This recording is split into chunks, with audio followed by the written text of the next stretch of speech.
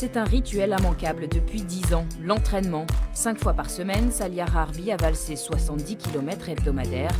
Défiant le temps, à 39 ans, elle continue encore de progresser.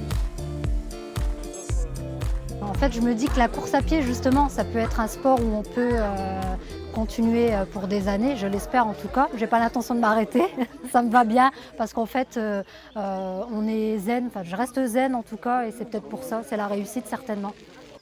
Son assiduité lui permet de truster régulièrement les podiums des courses régionales, mais c'est aussi grâce à sa mentalité de championne. L'humilité, il en faut beaucoup pour durer. Parce que souvent, il y a des victoires, mais il y a aussi des défaites qu'il faut savoir digérer pour mieux rebondir après. Et elle a le caractère pour digérer tout ça et c'est ce qui l'a fait avancer. Et c'est aussi tout un équilibre entre sa vie d'athlète et sa vie de femme. 3 vies en une, en quelque sorte. On va dire que c'est 2 personnes différentes. C'est Salia qui travaille à la sécurité sociale. Je travaille 39 heures par semaine et le soir, c'est Salia la coureuse.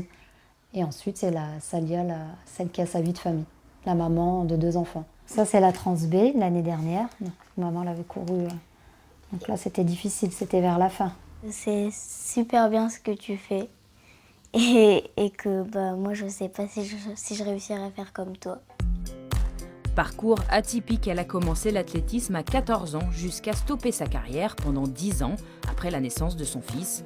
Ce n'est qu'à 29 ans qu'elle a repris la course, aidée par son entraîneur de mari. Avec Salia, c'est pas évident. C'est pas évident parce que la frontière entre le mari et l'entraîneur, on ne sait pas où elle est, quoi. Quelquefois, où il faudrait lever le ton, comme on dit, pour stimuler.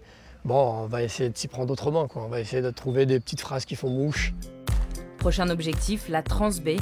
Vainqueur en 2015, Salia Harbi se verrait bien remonter sur le podium de cette course particulière. Quand on dit on a gagné la Trans B, ça parle forcément. Dans notre région, la Trans B, c'est une course qui est quand même reconnue, qui est historique. Donc lorsqu'on dit j'ai gagné la Trans B, les gens ils nous regardent comme ça avec des grands yeux. Ouh, elle a gagné la Trans B. Sur la ligne de départ, elle fera partie des favorites pour sa 5e Trans B.